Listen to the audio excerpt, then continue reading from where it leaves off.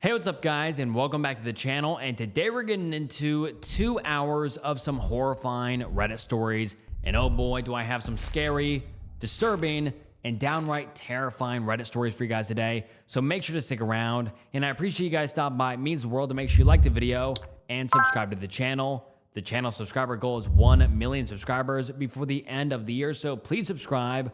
All of the support really does help so much. And make sure you follow me on Instagram and follow me over on Spotify and rate me 5 stars. And oh boy, I was not lying. These are some of the scariest stories and honestly best scary stories I have ever read. They had me on the edge of my seat the entire time. So I'm excited to get into these. So sit back, relax, grab a drink and grab a snack, get cozy, and let's get into 2 hours of some horrifying Reddit stories. I bought talking buttons for my cat, but the cat wasn't the only one who used them.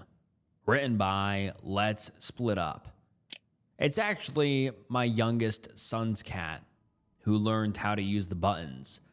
I inherited the cat after my son lost control of his car on the icy roads last winter. It happened on the day he received a scholarship to his top college choice. He and his boyfriend were feeling on top of the world and were on their way back home from a trip. His boyfriend survived. He did not. You cannot imagine the grief. Either you have experienced the loss of a child or you haven't. I did not weep, not at the funeral nor for many weeks after. I became a stone, an object. It was as if all the sorrow were locked far from reach. Instead of feeling anything, I simply thought many times of retrieving the pistol that I own from its case in the back of my closet. And on a few occasions, I even went and took it and sat with it, feeling its weight in my hand. My son Vinny to his friends, was my world. One day, he would have been famous, I'm sure of it. You may think that is a father's pride talking, maybe it is, but he had a music scholarship.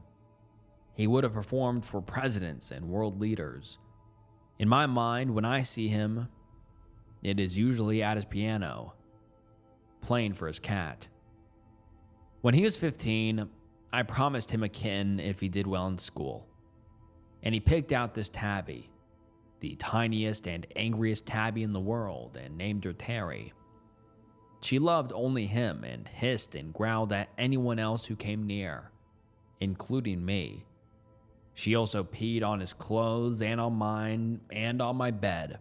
To say I wanted to get rid of terrible Terry, as I called her, is an understatement. But then, my brilliant son died. And suddenly, it was just me and terrible Terry and the gun. I felt nothing but resentment toward the cat. But she spent hours and hours slouched on the windowsill in his bedroom where she always sat while he played piano. I used to think she sat there to watch the birds and couldn't care less about his playing. Now she didn't even lift her head. She just loafed on the sill, as if waiting for him to come bursting in and pull the dust cover off and play. And there were the buttons. You've seen them, I'm sure. Those gimmicky buttons that people get to train their animals to talk. Bunch of nonsense if you ask me. What has a dog got to say? Nothing but food, probably. And anyway, people are supposed to give commands to dogs, not the other way around. But Vinny would watch all these videos of dogs and sometimes cats pressing the buttons, even though, to be honest, the cat videos he showed me looked like the cats walking onto the buttons completely by accident. And that's what I told him. Complete waste of money. People wishfully projecting their ideas onto their pets. The cat pressed "love you" and meant it? Ha! Cats only know hunger and selfish desires. Well, my stubborn, dreamy-eyed cat-loving son bought a set of those buttons. He pre-recorded dozens of them, but he began with just a handful. Food, cuddle, outside, music, dad, and Vinny. Yeah, he put me and himself as buttons, and music too, because he was convinced in his silly teenaged way that the cat liked his music and might want to request it. Terry was terrified of those buttons. No matter how he tried to train her, she refused to use them. She hissed, she swatted, she wouldn't go near them. She knew exactly what they were there for, I'm sure of it. She even knew the words because he'd say to her, "Let's have some music," and she would go to her perch by the piano and wait for him. But when it came to the buttons, she refused. Terry loved those buttons about as much as I loved Terry. But then, like I said, came the incident. Suddenly, my son was gone. The house felt wrong, empty. Terry was a husk. I put food out, but she didn't eat. I didn't know how to read her signals. She hissed at me if I came near. I decided I should get rid of her. I couldn't keep this cat. The cat hated me anyway. I will get rid of her, I thought. And then I will be done with me too. But I couldn't bring myself to get rid of my son's cat. And I couldn't commit S-word while my cat was still alive. And so we were stuck. Me and the cat. And then one night I was up in my room contemplating S-word when I heard the recorded voice downstairs speak, "Vinny." I assumed it must be a mistake. She must have walked over the button, but then it came again. "Vinny, Vinny, Vinny." I stood there, listening to that cat press Vinny over and over again, and tears came into my eyes. It was like a key turning in a lock, a crack in the dam that then finally burst. I gasped, loud, gulping sobs. Finally, the tears came from my son. And when the flood was over, I came down and found tiny Terry sitting by the buttons, looking miserable. And I scooped her up and told her, I miss him too. And for once, she didn't swat me. She gave only the smallest growl. I put her down and got her some food. Got myself some too. We both ate. That was the beginning. Since then, I've added more buttons. You see, I'm not an animal person. I didn't understand Terry's body language, her wants and needs, without the buttons. She finally started using them, training me. I guess they say cats do that. She has a wet food button, a kibble button. She has a no button to use if I show her the wrong food. I also added from my son's collection the love you button. Yes, I confess, I did add it. And a Terry button. And I began to make a habit of pressing love you, Vinny, and love you, Terry. I was genuinely in shock how much she communicated. The first time she pressed Dad, love you, I almost broke down all over. I couldn't believe it. She looked like she wasn't even trying. She just casually walked over the buttons, but it was deliberate. It happened more than once. I still hadn't learned to read her cat body language at all. But with the buttons, I understood her. And I felt like I had a part of my son with me. Sometimes, she said things that just cracked open my soul. Like when she looked at me with those big round eyes one time and hit Vinny home. I wish he was home too, I told her. It was uncanny. The things we could discuss. We'd have entire conversations. I know it sounds nuts. I'd have thought myself nuts just a couple of months before. But I added buttons so fast and she took to all of them. I asked her once if she understands what happened to Vinny. She replied with Vinny bye-bye. I'd added the bye-bye button to tell her whenever I was leaving the house. Then she asked me, Vinny home. I had to tell her no. Vinny bye-bye. And she stubbornly insisted again. Vinny home. And she walked away angry, I think, that I couldn't make Vinny come back. But the reason I am sharing this story and sharing this story here is because of what happened last week. Last week, my son Liam came to see me. Liam is Vinny's older half-brother. He's nearly a decade older than Vin from a previous relationship, and unfortunately, Liam inherited all of his mother's worst traits. It is always the same with him. He begs for money, gets abusive if I do not give it, and disappears once I have made him a loan he will never repay. I cut off all funds to him a few years ago and told him I would no longer enable his habits. While I'd never cut him entirely out of my life, I hadn't allowed him to visit when Vinny was alive because of the way he'd treat Vinny on a previous visit, when he'd sneeringly accused me of favoring that menacing little, I won't repeat his hateful words, for his younger brother. When he showed up on my doorstep, he had the smell of whiskey on his breath, and he looked wild-eyed and anxious. "Dad," he said, and then hugged me tight. "I'm sorry about Vin." It shocked me so much, I hugged him right back. And he came in and sat down and asked how I was doing. He was surprisingly solicitous. I didn't understand why. His usual meanness didn't come through at all until he noticed a growling Terry.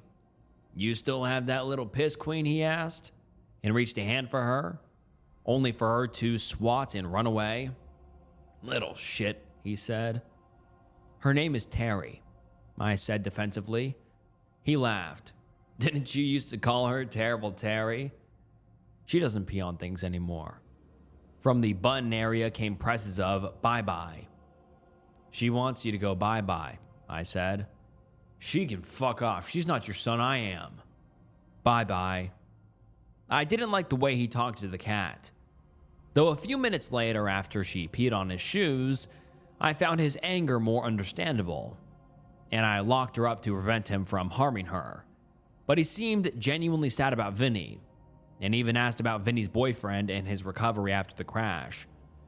I wondered if he had to come over to try to patch things up between us, maybe to start off on better footing, like me and Terry had, until he asked me what was going to happen to Vinny's college fund. "I haven't decided yet," I told him. "I'm still processing all of this."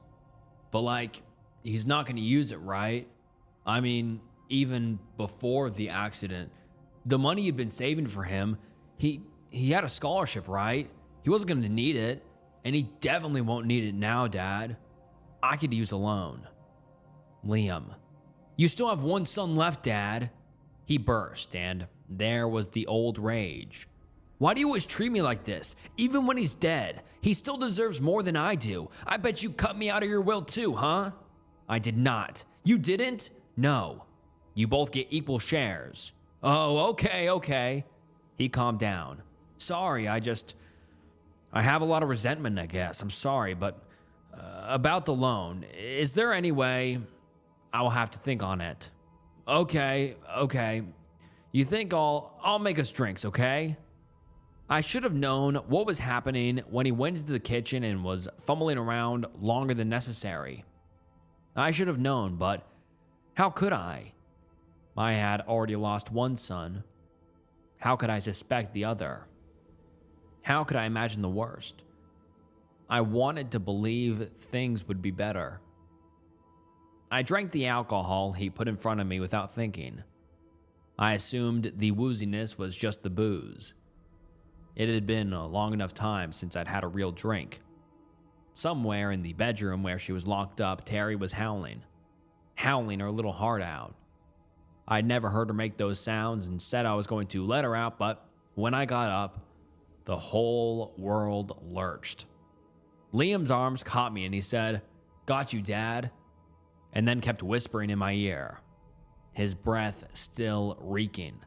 Sorry, but you're making me do this. If you just give me that fucking loan." I didn't start to panic, really panic, until he propped me up on the sofa and went upstairs with the question, "You still keep your gun in the closet?" The fear hit me in a wave then. I felt like I was floating.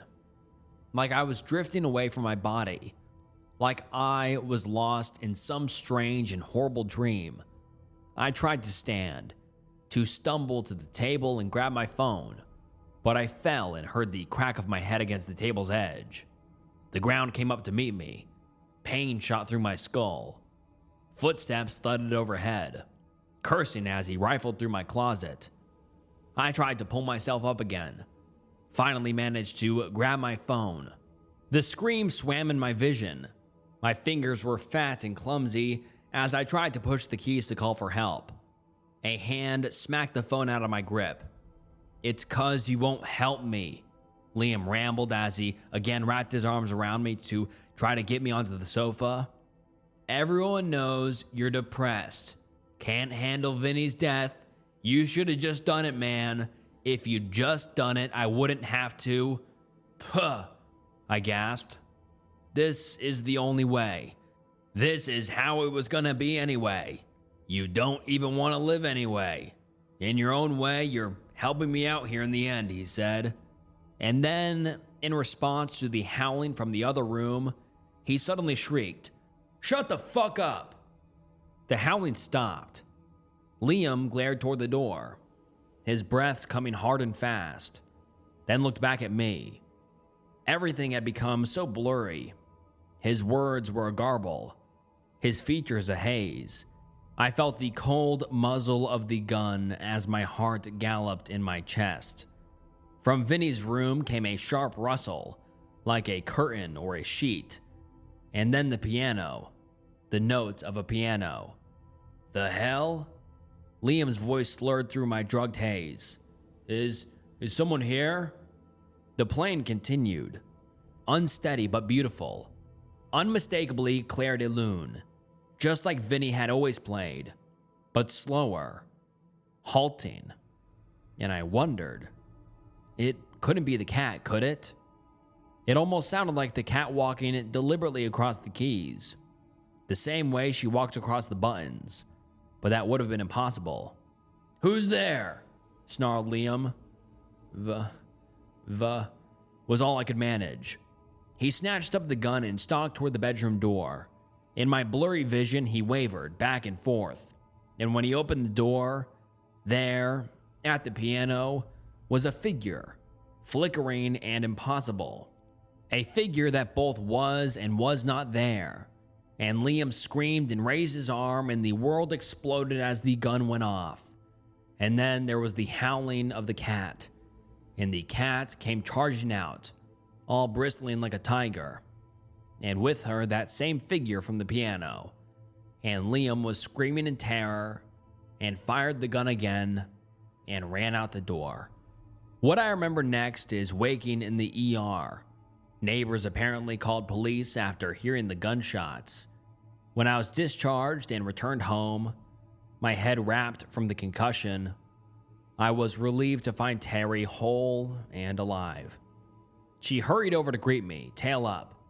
I'd finally started picking up her body language to know a greeting when I saw it. But it wasn't just the tabby greeting me I knew. You see, I'd finally realized something. A cat can't play a piano, and this cat couldn't use buttons. Not of her own volition. Maybe it hadn't been Terry talking to me all along. Maybe it was, and always had been, Vinny. And so, as I extended my hand and Terry rubbed my knuckles, I told her, "I love you. I won't ever leave you. I promise. I will survive. You can be free. I love you." Terry rubbed my hand again, and rubbed my face when I bent my head to theirs.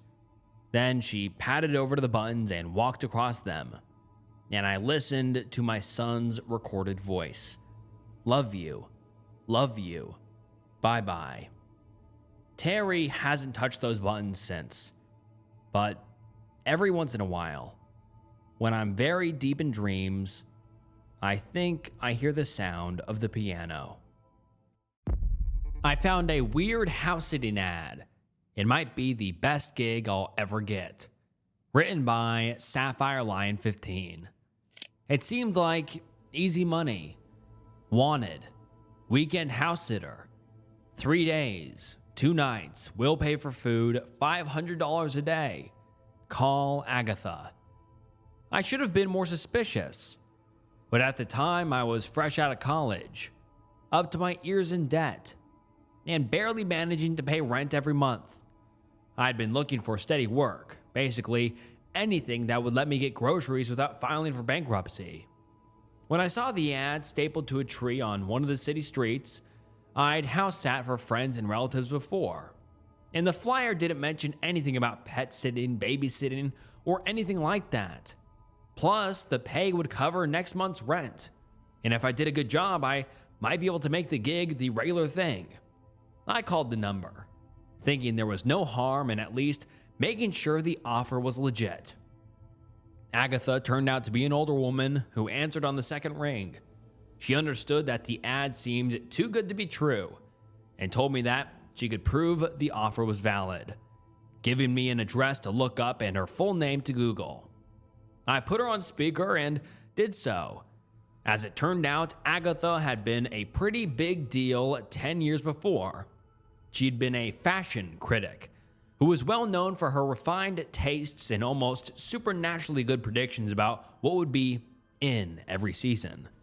Upon retiring, she turned into something of a hermit and almost never leaving her house, though the fact that delivery people regularly showed up at her front door proved she was still alive. And she was loaded. Born into a high-class family, she had more money in the bank than some small countries had in their treasuries. While this would be specifically for the weekend, Agatha continued after my Google search, I have a series of trips coming up that I simply cannot put off. If this weekend goes well, I may hire you back for a following weekend for double the current rate. My jaw dropped. I could be making $3,000 in a weekend? At the time, I thought she was either extremely generous or didn't know the value of a dollar. Looking back, I probably should have seen that as a red flag, but I was desperate, so naturally, I accepted the job. I was to arrive on Friday morning, specifically at 10 o'clock sharp. Once I'd stepped through the front door, I wasn't allowed to leave the house again until Sunday afternoon, when Agatha would return. Thus, I was expected to bring everything I would possibly need for my 3-day stay. Odd as I thought that was, I was not about to tick off the lady who could single-handedly end a few of my money troubles. Agatha's house was an absolutely gorgeous mansion. It practically screamed old money. It was 3 stories tall, painted a pristine white, a balcony overlooked the front lawn. The lawn and flower beds were immaculately cared for. A golden statue made up of numerous brass instruments stood proud at the center of the garden. All in all, I was starting to think this gig would be worth it. But I had to pause when I saw the dolls. Standing on poles guarding either side of the porch were 2 gigantic dolls. They looked like they were made of some kind of sackcloth, as their skin reminded me of burlap. Both of them were about 6 feet tall, though the poles they were attached to made them seem at least a foot taller. They didn't have mouths, but there were 2 massive black circles embroidered onto their faces to act like eyes. They had stringy black yarn to act as their hair, though how said yarn hadn't rotted away due to exposure to the elements was anyone's guess. They were made up to resemble a man and a woman. The male doll's yarn hair was made up to look like a mop-top haircut, and he was dressed in a black Victorian-style suit. The female doll was wearing a ballet-style dress with black leggings, and her yarn hair was tied up into a sloppy bun. Both had a very Burton-esque feel to them.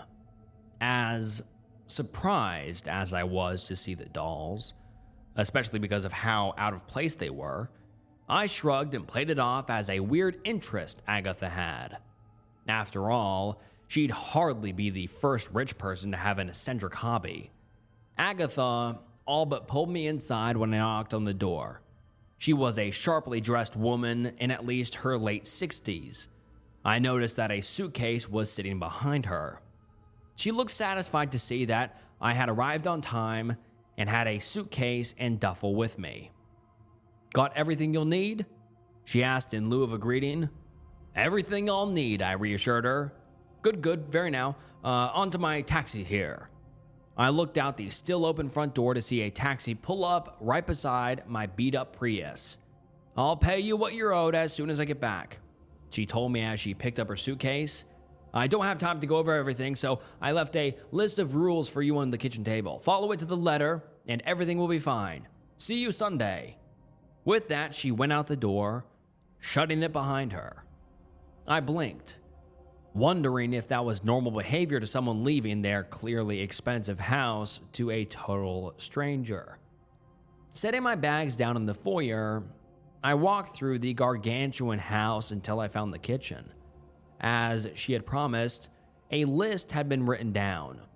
It was written on custom stationery and left next to a sticky note that read, "Please follow all rules." I dutifully read over the list.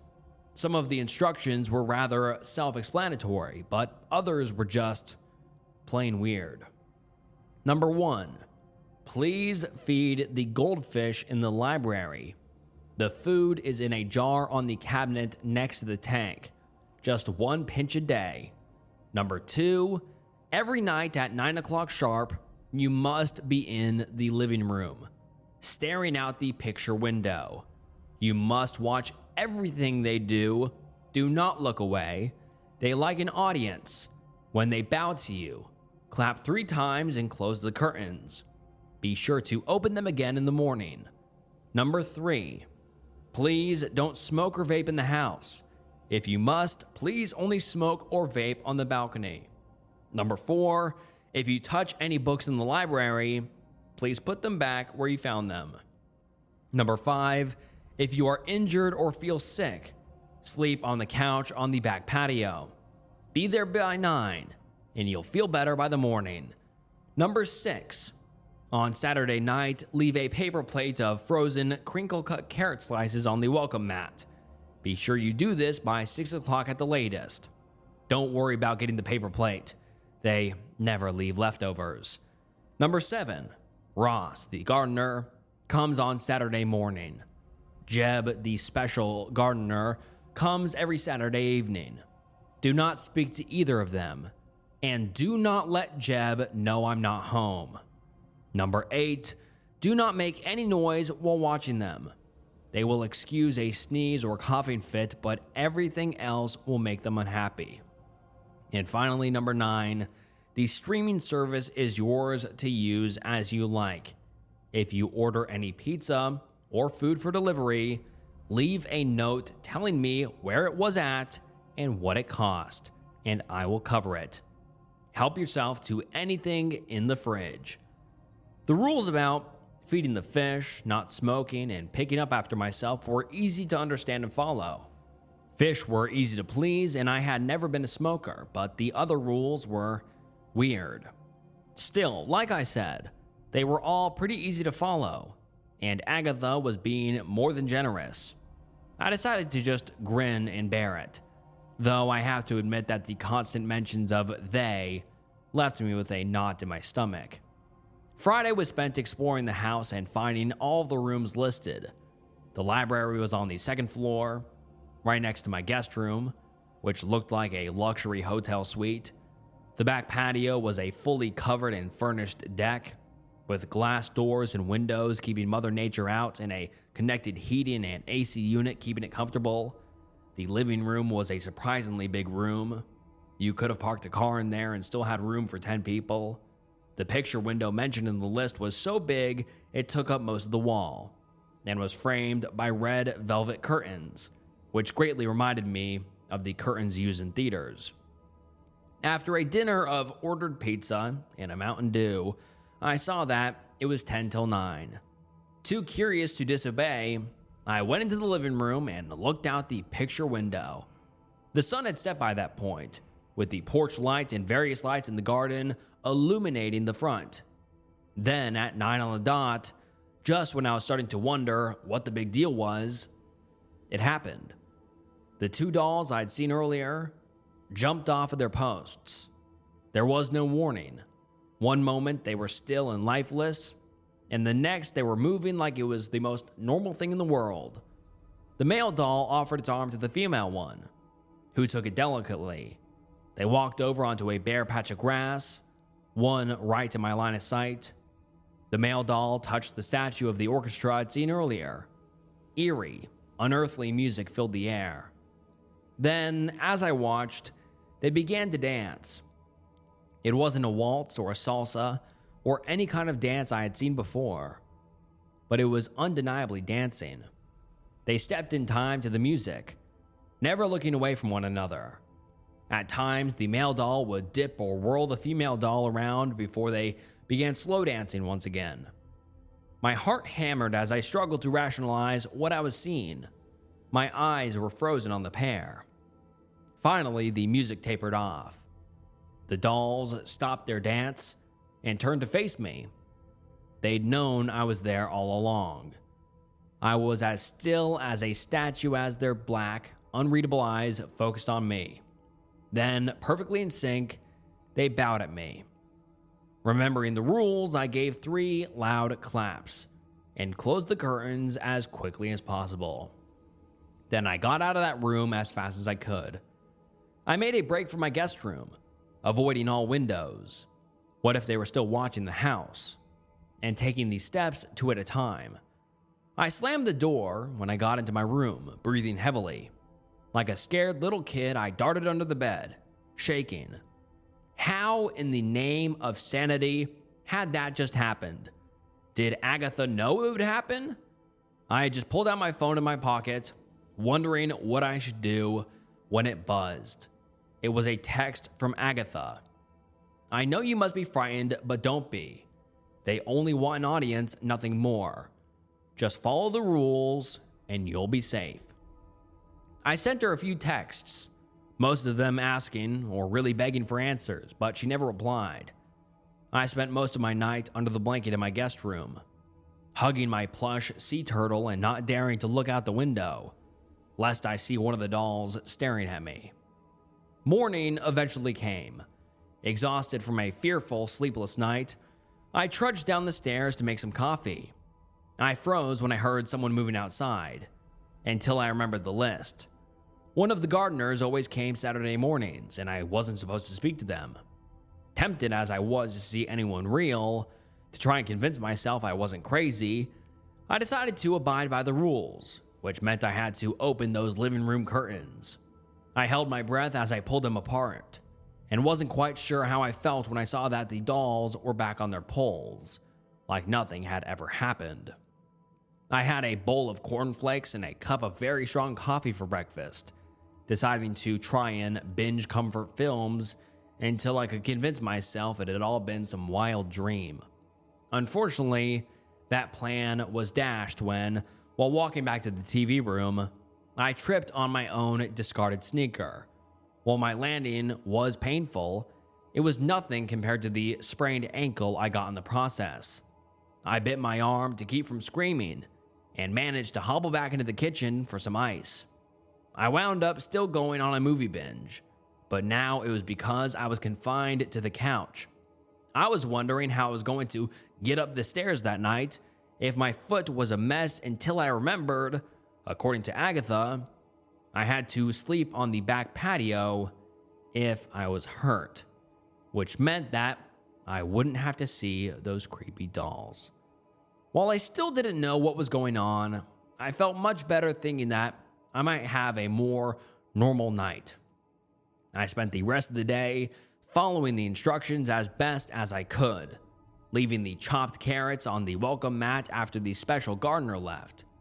I understood why he was the special gardener when I saw him dusting those freaky dolls.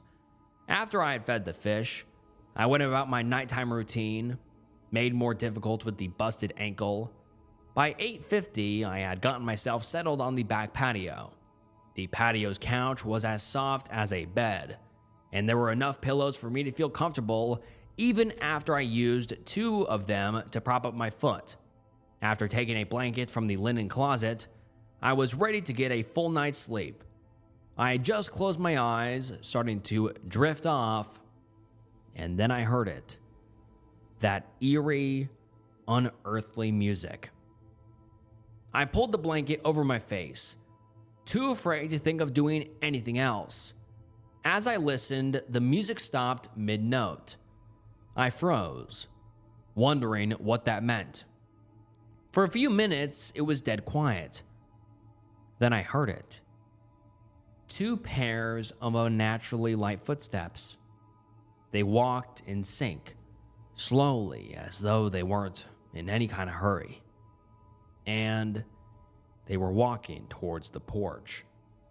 Terrified tears rolled down my cheeks as I silently begged them not to come near me. The steps started walking onto the deck, and then the door to the back patio opened. My heart was in my mouth as I heard 2 sets of feet approach. Every instinct I had was screaming at me to run, but I couldn't. Not with The blanket was ripped off of me. The female doll was standing right next to my head, holding the blanket in one hand as she stared at me. I was about to let out a scream when her hand dropped the blanket and clamped over my mouth. The other hand settled on my hair. She started rhythmically moving her hand through my hair, like she was petting me. Her eyes never left mine. 2 hands grabbed my bad foot. I shot a glance towards the foot of the couch and saw the male doll holding out my swollen limb, much like the female doll. He was staring right at me. He lifted his hand and snapped, and I lost consciousness. When I woke up, the sun was out. Everything that had happened came back to me in a flash, and I looked down at my injured foot. Only, it wasn't injured anymore. It looked like it had never been hurt. I got off the couch and stood on it to test it. It was perfectly fine. Agatha's text came back to me. They only want an audience, nothing more. Just follow the rules and you'll be safe. I guess part of keeping their audience meant keeping them healthy. Feeling physically better after a night of rest, I waited impatiently for Agatha to come back at 3 that day. When she finally walked through the door that afternoon, she had a resigned look on her face. She dropped her bag on the floor and gave a tired smile. I'll unpack, make us a pot of tea, and explain what I can. That was all the answer I got until she'd unpacked everything and put on her electric kettle. Only when we both had a steaming cup of chamomile in our hands did she start to explain. I don't know where they truly came from, she began, or even what they truly are. But when I turned 50, my health began to deteriorate. And with my wealth, I was a prime target for thieves or home intruders. Jeb's brother reached out to me shortly after my 50th birthday. He claimed that he had a way of making sure I was always healthy and protected. All I had to do was give them an audience. The day after I agreed, I woke up to find those 2 standing at my attention in my yard. All their seller told me was I must not remove them, and that I must always watch them dance at night. She took a sip from her tea. At first, I was as confused and petrified as you. But then when I came down with a dreadful flu bug a week after I got them, they came into my house in the middle of the night and cured me. Since then, I've realized that they are protectors, as long as you serve as their audience. That's why I almost never leave. Someone has to be here to make sure they have an audience, that they don't stop protecting the house and whoever stays here. But last week, my brother-in-law was killed in a car accident, and my sister was distraught. I had to go and stay with her to make sure she was all right. That's why I was willing to pay a complete stranger so much money just to watch the place. Our conversation went on for a little longer, but in the end, I more or less got it. I was still creeped out by the whole thing, but after the dolls had healed me, well, I wasn't as scared as before. Thus, I began Agatha's regular house sitter. It was a fair bargain. She finally got to travel and visit people she hadn't seen in years, while I got a steady, lucrative income in exchange for watching her place, and as a result, the dancing dolls, whenever she called me. I'd been her regular house sitter for about a year when Melanie called. Melanie was the kind of sibling you wish you didn't have to associate with. She'd been a little gremlin since the day she was born, and her behavior had gotten worse with age.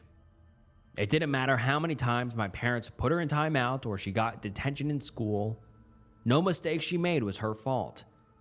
Anything anyone else got was something she had to have, and anything that didn't go her way was worth screaming herself hoarse over.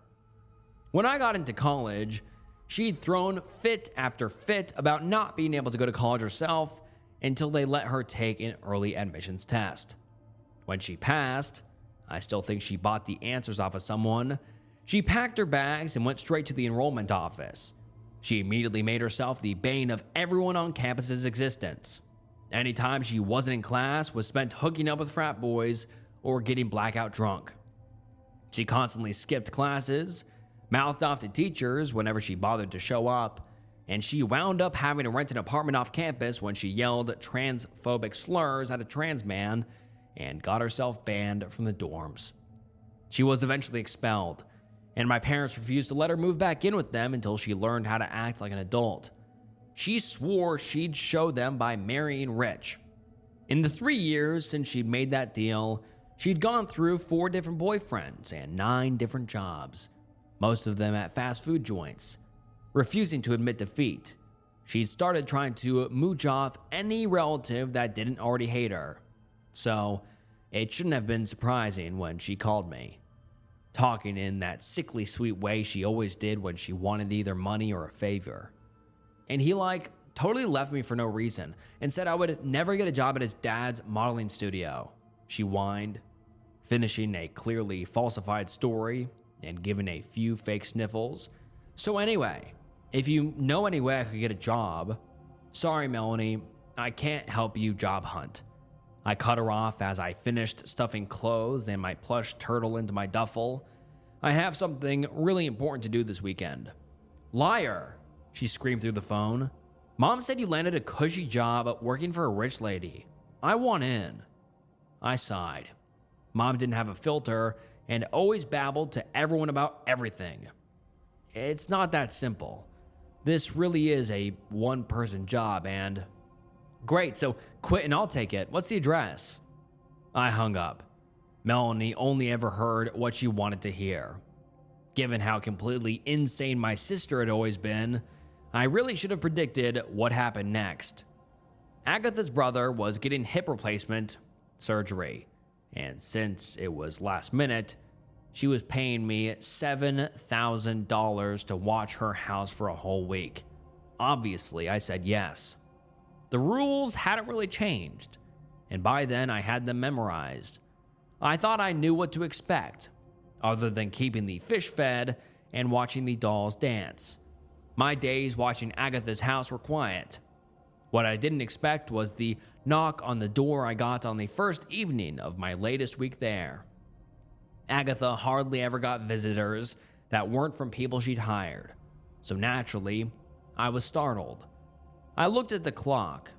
It was 8:30. I thought I'd have enough time to shoo away whoever was at the door before the dolls came alive. Unfortunately, when I opened the door, preparing to see a Jehovah's Witness or perhaps a salesman, I found my sister. Hey, Tiffany, thanks again for the job. Melanie didn't let me say that I had not gotten her a job, simply strolling in with her baby pink suitcase and self-centered attitude. She began chattering about how she managed to manipulate Mom into telling her what city I lived in, and the name of the woman I was working for. From there, she just stalked Agatha's name online until she found out where she lived. From there, she started talking about how excited she was to work for a fashion critic and how she was more than qualified to critique people's outfits. I finally found my voice, though I had to shout to make myself heard. Melanie, I did not find a job for you, and I'm definitely not giving up my job for you. You need to go." She froze. I hoped that I'd gotten through to her and glanced at the clock. 8:50. I had to work fast. Maybe I could promise to book her a hotel room and... "You self-centered bitch. Excuse me? You know how badly I need a job?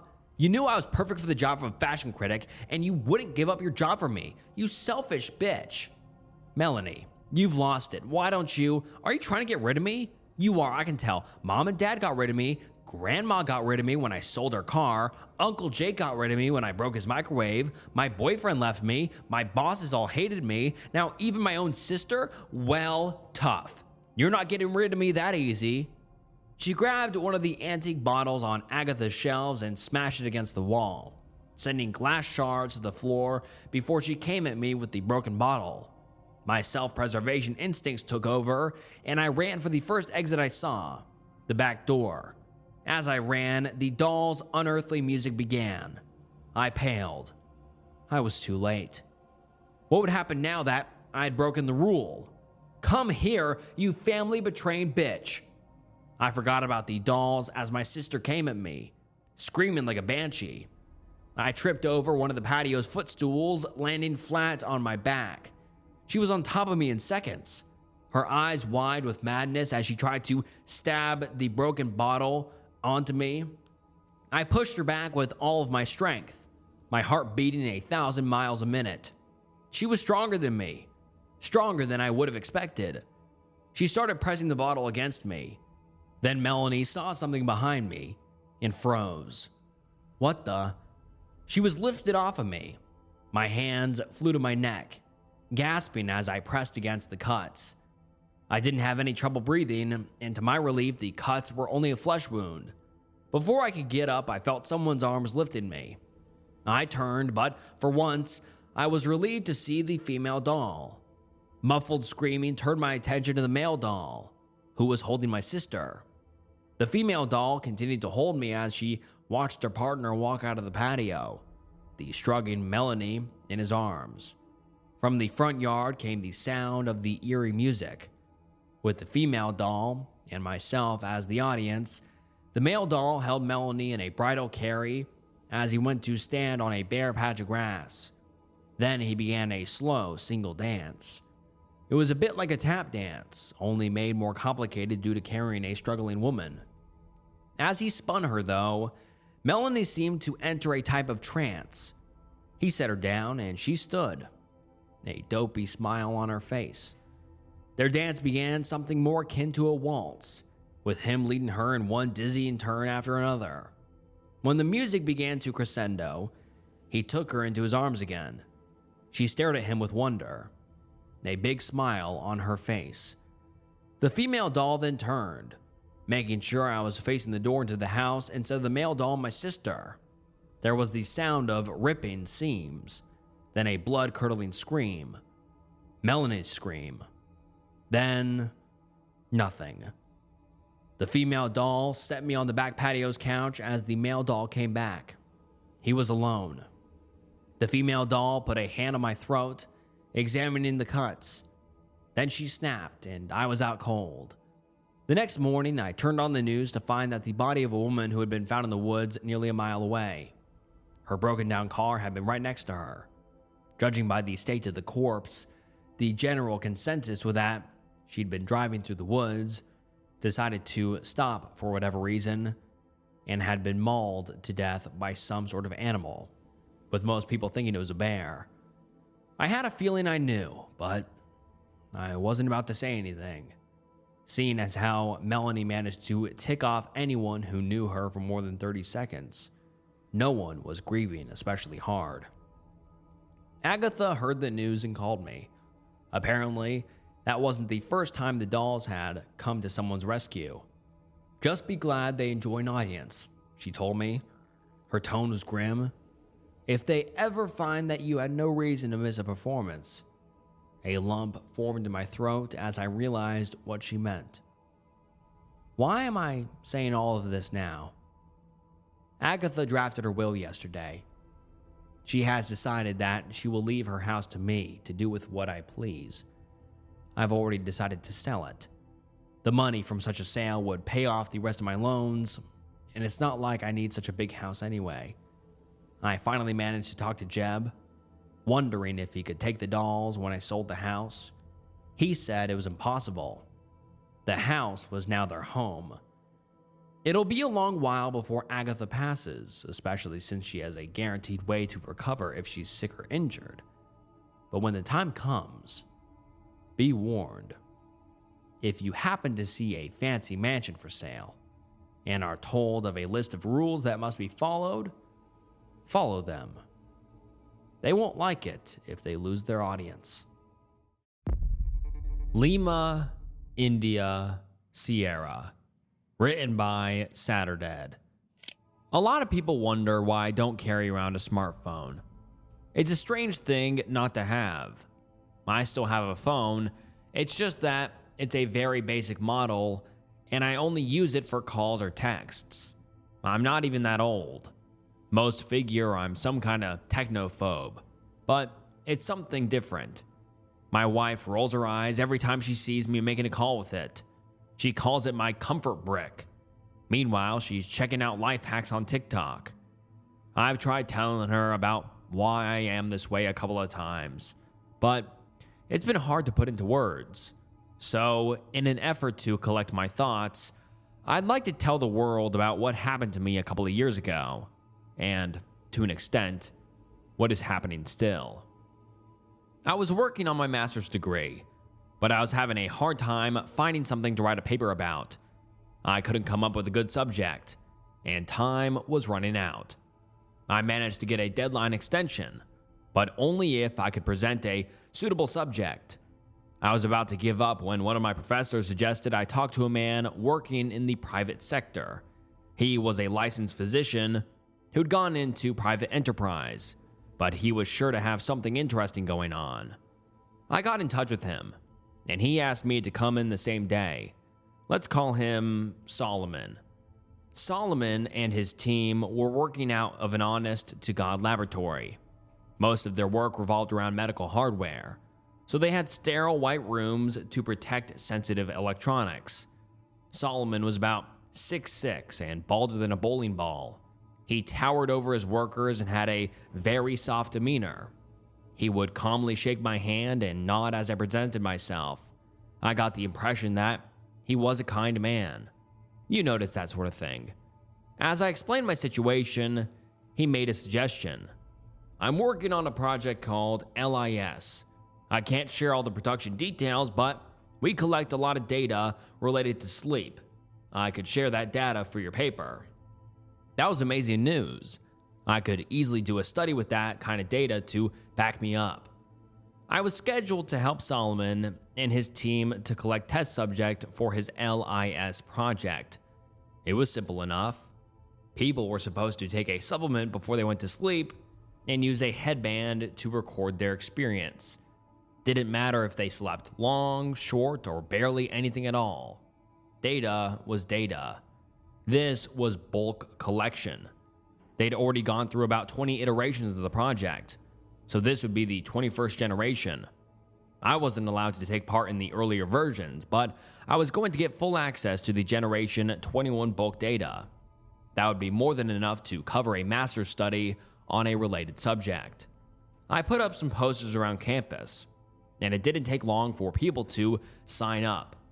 A lot of folks wanted to get their foot in the door of the private sector. Having Solomon's name on a CV could be more valuable than a quick payout, but they still got a symbolic sum as compensation for their trouble. As submissions started to roll in, Solomon brought something up. "Why don't you participate?" he said. "You could critique our methodology. We could separate your data if you think it would invalidate overall results, but I think it'd grant some valuable insight.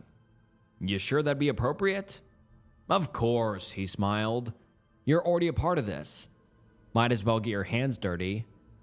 I had a hard time saying no. I wanted to, but I couldn't. So, yeah, I signed up too. We ended up with 14 people in total. Some were medical students, others were dentists. There were even a couple of veterinarians. They were all invited in for a short presentation about the study and the various items they would be using. We were pressed into a cramped meeting room around an oval table with a projector showing an out-of-focus presentation on a sun-stained canvas. Collection takes place over 2 weeks, Solomon explained, pointing to a calendar on the screen. This allows us to account for irregularities. No worries if you miss a day or two, we've taken that into account. He showed us the items again. There was a headband that was used to record our sleep. It looked like something an 80s tennis player might use. There was a cable to charge it during the day. The other item was a small bottle of gel capsules. This is a supplement to help us better record your experience. It does little to affect your sleep. We must insist that you take one about 10 minutes before you go to bed. 20 minutes if you had a big meal. Don't bite down on it, or your mouth will taste like a really crunchy salt. If you don't take it, don't bother with the headband. The data will be useless. It was a nondescript bottle, CMP5. It had a printed list of known side effects, but they were so generic that it might as well have been ibuprofen. There wasn't much more to it. We all got our kits, headed home, and that was that. I started working on my paper, charged the headband, and went on as usual. When it was time to go to bed, I did as instructed. I took a capsule, I put the headband on, and set my alarm. The headband was surprisingly comfortable. It even had a massage and heat setting. It had a thicker side, meaning you could turn it slightly and use it as a sleep mask. That suited me perfectly, so I'd wanted one for a long time. I figured I'd ask Solomon if I could keep it when the study was over, maybe in lieu of pay. The damn thing probably had Bluetooth speakers for white noise if I bothered to check. Going to sleep was surprisingly easy. I felt at peace. I had my alarm set and there was no disruption. No loud noises, no background hum, just the slight saltiness of the capsule on my tongue. What stayed with me all these years is what I dreamt on that first night. It was one of the clearest, most memorable dreams I have ever had. Not because it was amazing, but because it seemed so real. It was the first time I ever had a lucid dream, as in knowing I was sleeping. I dreamt I was at my old middle school, back in South Dakota. I walked down the hallway looking at all the pictures we'd put up. Most of the drawings just looked like mad scribbles, but every now and then you'd see something you recognized. A happy farmer, someone's dog, a sunflower, but the wrong color, mostly blue. It was all so real. The slate stone texture on the floor, the soundproof ceiling tiles that you could stick pens in if you flicked them hard enough, the wide hallways, allowing students to run up and down while leaving a lane for teachers down the middle. The welcome mat outside our homeroom, I remembered the font. I dreamt about some people I hadn't thought about in years. I could see my teacher at her desk, grading papers. There was a globe in the window, with plenty of grubby hand marks surrounding the continental US. Whenever someone went on a holiday trip, they were allowed to put a pin on the globe to show where they were going. I ran a hand across my old desk, feeling the notches bump against my nails. Then the speaker system crackled. I turned to see my teacher sit up straight. She looked at me and spoke in unison with the announcer. Lima, India, Sierra. I took a few steps closer. She kept eye contact with me. She was still grading papers with her right hand, turning the pages without looking away. Lima, India, Sierra. Someone walked past in the hallway. I could hear the chatter in the background of the PA system. Some of the pictures on the wall looked funny. One of the drawings had the number 21 on it. Lima, India, Sierra. She turned her attention back to the papers, and I could feel my blood run cold. Something was wrong. Something has irreversibly changed. I turn around and I see something, someone, and in a heartbeat, I woke up screaming. I threw the headband across the room, jumped out of bed, and I was wide awake. I'd only slept for 3 hours, but my heart was pounding out of my chest. I sprinted into the bathroom, washing my face with cold water. I looked at myself in the mirror, only to see that I had been crying. My face was red and puffy. I had to sit on my bed for a while, holding the headband. I was shaking with adrenaline, waiting to find the peace to go back to sleep. It took me the better part of an hour. I didn't use the headband as a sleep mask after that. I just wore it as intended. I got a couple of more hours, but it was a dreamless sleep. I scheduled a call with Solomon the next morning. I was halfway through a cheese and ham sandwich when he called me. I still had a stubborn cowlick that wouldn't go away, making me look like something out of a cartoon on a video call. "First night," Solomon said. "How'd it go?" "I'm gonna be honest. Not so great." "Nightmares, huh?" I wasn't prepared for him to admit it so openly. Before I could say anything, he cut me off. It's not uncommon. In fact, it's very helpful. We have more data than we need of people just sleeping, but nightmares, we don't have a lot of that. They're much more valuable to us. "How did you know I had one?" "It's very common," he continued. "Some get nightmares, some get a sense of claustrophobia, others just don't use the headband at all and call it quits after a couple of nights. If this is what it feels like, I get it. It was awful. Do you want to quit the study?" I thought about it. I wanted to, but I couldn't afford to step off now. I had a paper to write, and I haven't gotten access to the data yet. Chances were, if I were to abandon the project, I'd be shit out of luck. I swallowed my fears and shook my head. "No, I'm okay," I said. "But I got a question. What's Lima, India, Sierra?" "That's just an activation phrase. LIS. It comes from the headband as a synchronization signal, sort of like when you snap a clapperboard on a movie set." "Is it dangerous?" Solomon chuckled a little. "It's just information." The next night, I was hesitant about going to bed. I drank some milk, got ready, and spent a full hour scrolling on my phone. I was hoping to get so tired that I didn't care anymore, but it was difficult. I got the impression that if nightmares were valuable data, maybe Solomon induced them. Maybe that's what the pill did. When I finally went to sleep, I was so tired I couldn't keep my eyes open. And once again, I had one of the most vivid dreams of my life. My high school gymnasium, completely empty. Every footstep echoed. Walls were decorated with images of important milestones. Then at some point, it started again.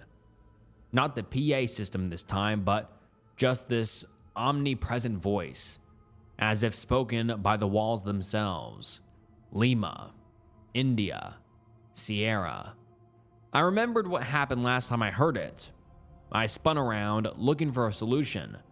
I was aware that I was in a dream, so I tried to think in terms of dream logic. Maybe I could hide? Lima, India, Sierra. I found this old speaker that was big enough for me to hide behind. I crawled in, closing my hiding space with a wooden panel. Lima, India, Sierra. Quiet. The tension lifts, and I can feel myself getting lighter. Something gently tugs at my wooden panel. I resist, but I don't have a good grip. It pulls back and I pull back. A moment of silence. The panel is ripped from my hands. I see 2 feet dangling in the air in front of me as something attacks. I fall out of bed, coughing and clutching my chest.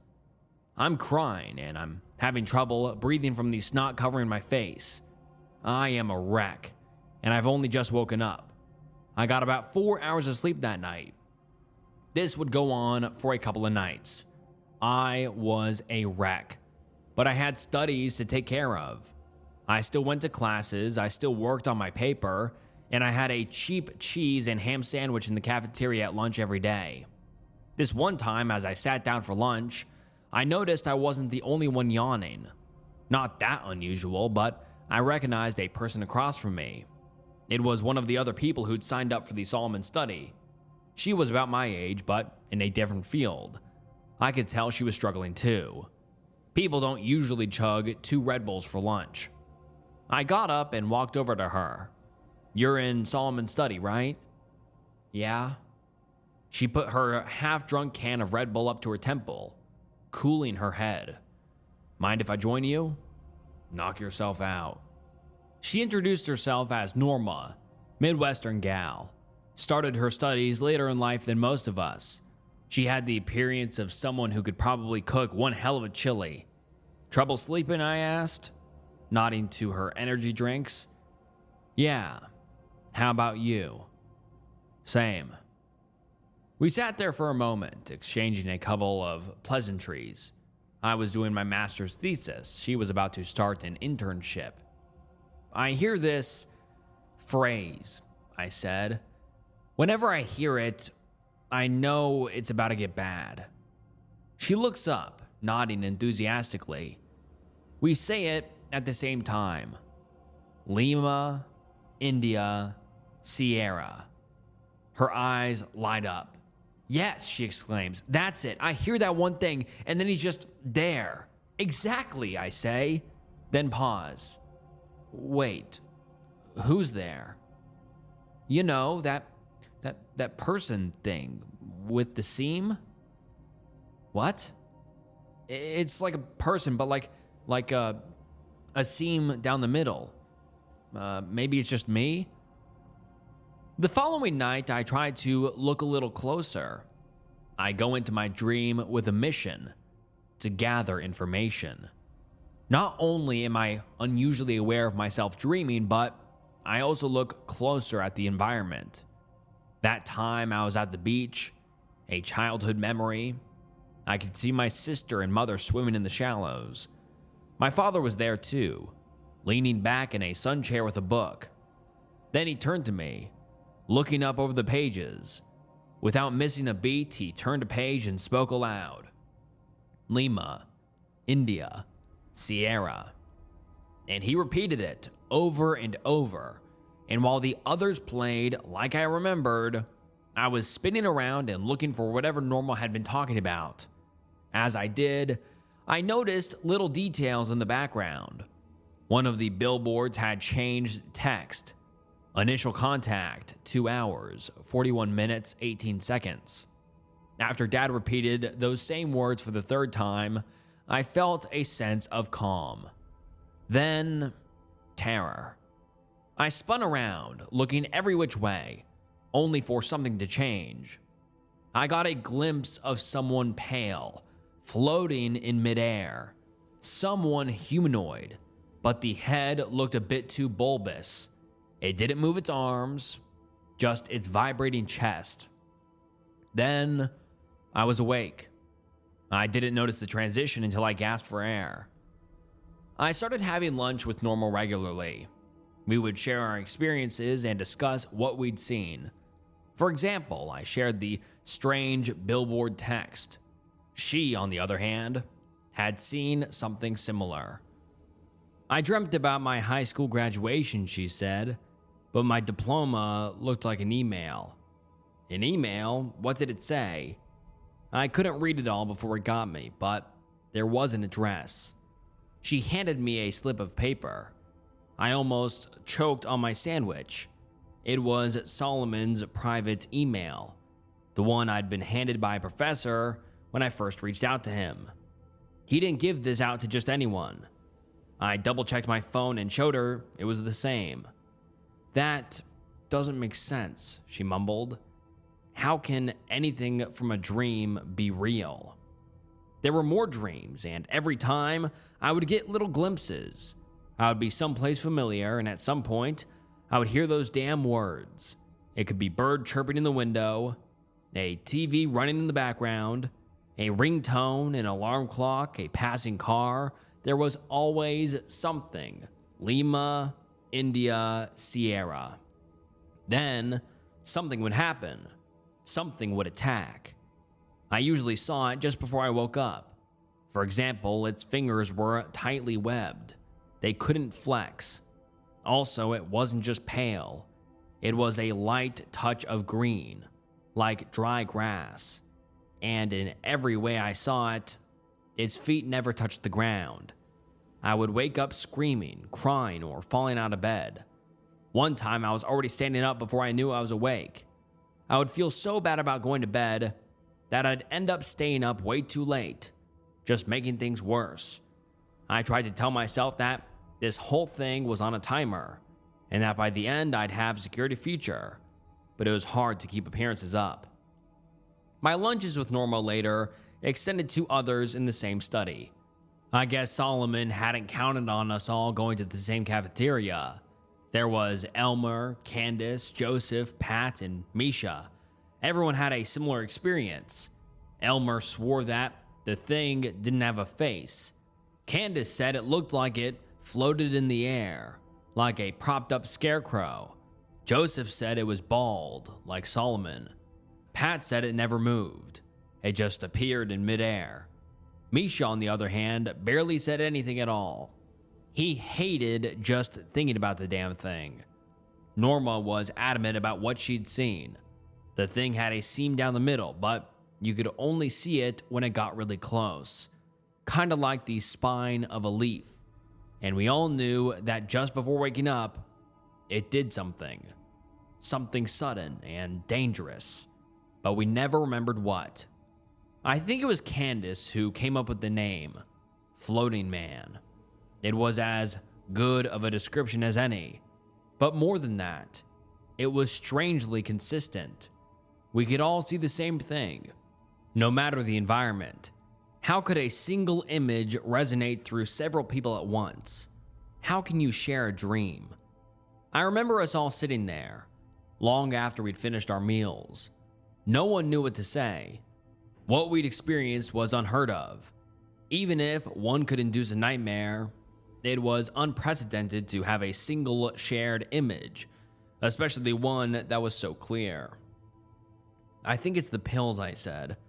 I don't think they're supplements. I think they're causing this. You think so? Norma asked. Solomon kind of hinted at it. He said having nightmares is valuable data. Everyone at the table groaned. It made sense. A bunch of underpaid students being used as guinea pigs. Could be some kind of mild Parkinson drug, Elmer suggested. Dopamine agonists? You really think they'd slip us something like that? Joseph asked. That's a lawsuit waiting to happen. Unless it was in the fine print, Candace added. Or it's something milder like SSRIs. We should try something, I suggested. What if, for just one night, we skip the pill? If we still get nightmares, it's the headband. If it's the pill, we can have it tested. It was an experiment. We liked experiments. We exchanged numbers and started a group chat to keep each other updated on our progress. It felt good going to bed that night. Either way, I was going to wake up the next day with some answers. I willfully picked up the bottle of capsules, rattled it, and wagged a finger. Not tonight. I put on some music, crawled into bed, and put the headband on. I checked in with the others. Some had already gone to bed. Others were still psyching themselves up. Norma was admittedly nervous. This whole thing would be a strange blip in the data for sure. But Solomon had already said he'd accounted for that. One day here and there wasn't all that bad. When I finally fell asleep that night, I felt confident.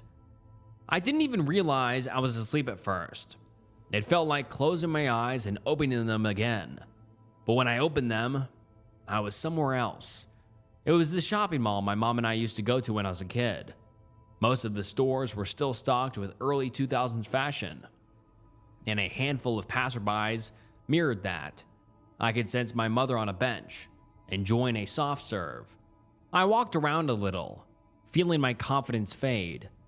Something was different this time. It was still one of those vivid dreams, but something felt wrong. A man in a stall turned his attention to me, looking across the hall.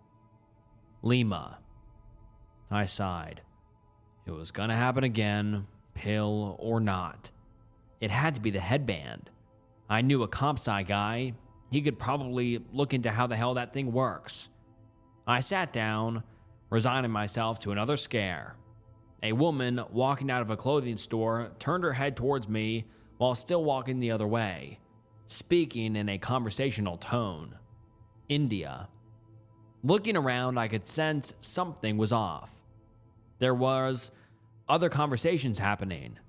There was this young couple sitting at a juice bar, for example. They were having a conversation, but it didn't make any sense. They were lovingly looking into each other's eyes. As one said, induction stabilized, engagement in approximately 300 feet. The other kissed her hand and responded, suppressor offline, residual effectiveness 65%. Then they both turned to me, their faces slack. Sierra. I looked around. They returned to the conversation. One of them would say a number. Then the other would say a lower number. They would be counting down, but not like a clock. It took me a moment to realize they were talking about distance. 200 feet, 100 feet, 50 feet. Attention shoppers, a speaker crackled. All systems nominal. 40 feet, 30 feet. I looked around, but I couldn't see anything. Why was this feeling different?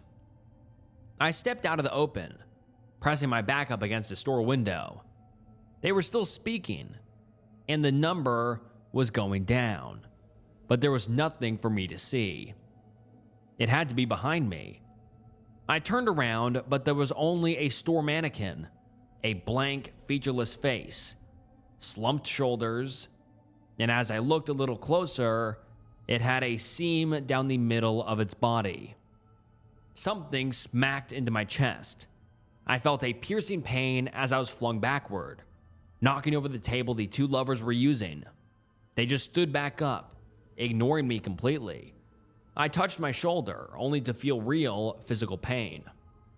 There was blood on my hand. I wasn't waking up. The floating man had something moving in his chest as the seam closed. It pushed through the glass of the store window, moving through it without breaking it. I could hear a rhythmic pitter-patter as something solid touched the tiled floor. This thing wasn't just floating. It's more like it was being held up, and it was still coming for me. I ran up the escalator, passing an old woman as I went.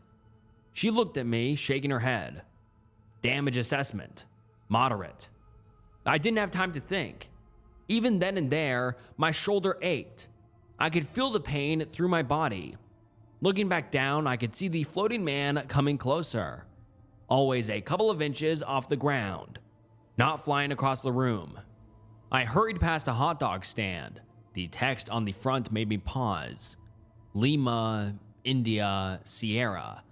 I pushed the cart aside, hoping it would slow down whatever was coming my way. I passed a poster on the wall listing timestamps along with initials. It sort of looked like the way we structured bulk data. Was information from the study leaking into my nightmare? I hurried into the bathroom. There was another man there, washing his hands. I rushed into a stall, locked the door, and climbed up on the toilet. It took some effort to climb up, as it really felt like I'd been pierced through the shoulder. The nerve damage alone was enough to make my eyes water, and I had trouble staying quiet. I closed my eyes as hard as I could and bit my lip, hoping to distract myself from the pain. I didn't hear any doors open, just the pitter-patter of something taking careful steps. Then the man washing his hands stopped and spoke. Cortisol spike. Engagement in 3, 2, 1. A blank face passed straight through the stall door. I screamed as it pressed its chest against me. The floating man was so close that it could almost be a hug, making me look over its shoulder and past it. There was something behind it, something holding it up, like a puppet. The seam in its chest opened. I tried pushing it back, only to have my hand pierced by a bone-like protrusion. It went straight through the back of my hand, right below my left ring finger. It retracted and prodded again, lopping off the top of my middle finger entirely. It plopped against the floor tiles like I dropped a piece of sausage. I've never felt anything like that. Never. It wasn't just pain. It was a constant, throbbing, nerve-searing pain. I braced against the back of the stall and kicked, pushing this thing out through the door. It gave me enough space to get out, turn a quick left, and run. I could feel it closing in as the pitter-patter followed. I got out of the bathroom, but I was bleeding profusely. It was only then that it hit me.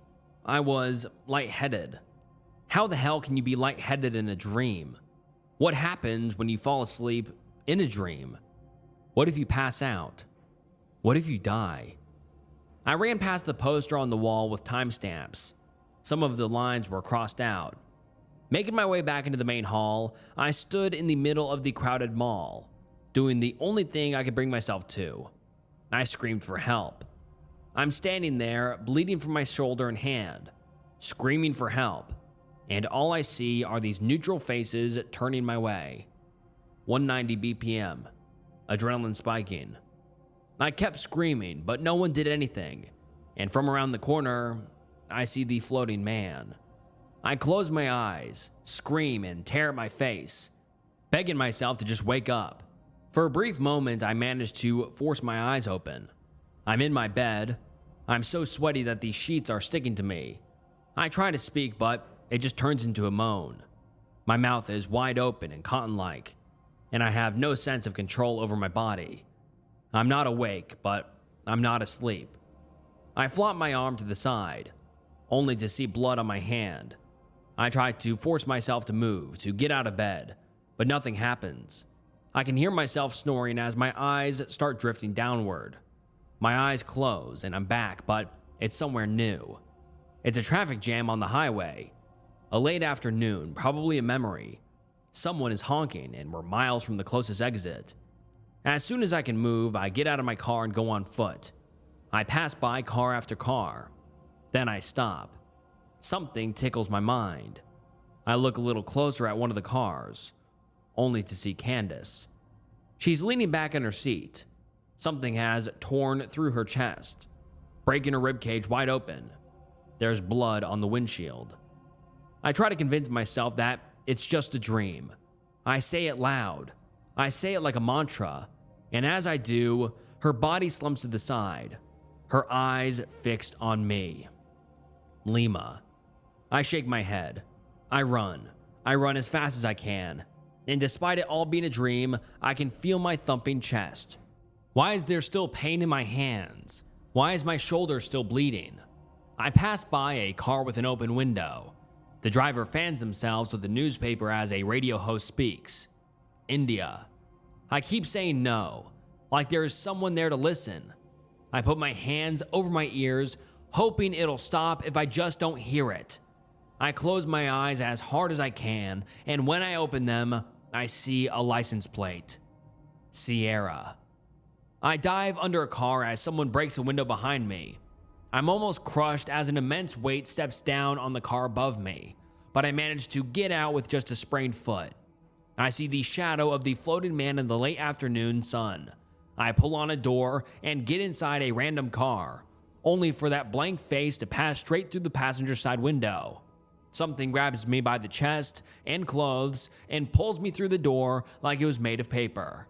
A door is between me and the floating man, and something slams against it. I'm dropped on the asphalt like a wet towel. I try to get back on my feet, but I'm not fast enough. I pick the door up and wield it like a shield as something slams into it. Over and over again. I can see a sharp bone pierce through, just inches away from me. I push back as the door is ripped from me. I'm wide open and this thing is just a couple of feet away. I'm bleeding, limping, and wheezing for air. I step back, but I can tell I won't be fast enough. Not this time. The seam of its body opens all the way from the top of its head to the crotch. The floating man separates into two separate pieces as something reveals itself. There's a presence behind it, holding the two pieces up like a hand puppet. I can't tell what I'm really looking at. 6, maybe 8 legs. 2 halves of what looks like a human body from 2 front limbs. Mimicry to keep you looking where it wants to. And there's a head, a circular set of eyes, arranged in something resembling a mix of honeycomb and the seed pod of a flesh-like lotus. It's dripping as dozens of bones poke in and out of would-be eyes, and it descends on me, unfolded, primal, and angry. I wake up, but I'm not breathing. I've fallen out of bed, accidentally losing my headband. I'm on the floor, having knocked the air out of my lungs. I'm bleeding. I can't breathe. I can't breathe. I try to get up, but I'm limping. How can my foot hurt from a dream? I still can't breathe. I count 20 seconds. I get to the bathroom and topple over the sink. It cracks and falls, sending me to the ground. A piece of ceramic bumps against my chest, and something dislodges from my throat. I spit out a piece of cartilage, bloody and raw. As I lay on the bathroom floor, I can hear my phone exploding with messages and missed calls. I knew it was bad. I knew it. But for a moment, I just drew in breath and thanked whatever God may be to finally, truly be awake. I couldn't speak, but I managed to call for help. Doctors would later explain that I had severe damage to my windpipe. I had several burst blood vessels, most of which were concentrated around my arm, stomach, and shoulder. They thought I'd fallen down a flight of stairs. They did not accept the explanation that it all happened in my sleep. It was impossible. The body can't do that to itself like that. When I got a chance to catch up with my messages and calls, I realized I wasn't the only one who'd gotten hurt. Norma was in surgery. Pat had a broken leg. Candace wasn't even answering. We would later find out she died in her sleep. They couldn't find any connection. The pills we took were just a mineral supplement. The headband was flashy lights, a speaker, some electrodes, and a memory card. Nothing malicious. I ended up staying in the hospital overnight. Before I left the next day, I had a surprising visitor. No one came to announce him, and no one prepared me. He walked right in. Solomon. I was still in bed, and he sat down next to me. He almost looked apologetic. "You all right?" he asked. I shook my head, pointing to my throat. "Ah," he said, nodding. "Sorry, we've been adamant about people taking the suppressor pill, but we had no idea LIS was effective enough to..." He paused himself, shook his head, and smiled. He looked excited. "I mean, you had some residual effects. You were technically still protected, and it still managed to do all this. Can I see?" He stepped closer and I held up an arm, shielding myself. With my other hand, I buzzed for a nurse. Sorry, I'm just curious. This is a great development. We've got enough to get started on the next phase. I am more than thankful, and I want you to know that." Solomon got up, heading for the door before a nurse could get there. He looked back a final time. It really is just information, and information is so much cheaper than, say, a missile. Despite it all, Solomon was true to his word. I got a great recommendation, I finished my master's paper, and I could put my work on his project on my CV. I don't even know why, but mentioning I worked on the Liminal Intrusion System, or LIS, has opened all kinds of doors. Private sector, government, I could take my pick. Candace passed away in her sleep. Norma tried to look into it, but all signs pointed to a brain aneurysm. None of us who skipped out on the pill that night was spared. The study was called off. Not because it was deemed the cause, but because they got all the data they were looking for.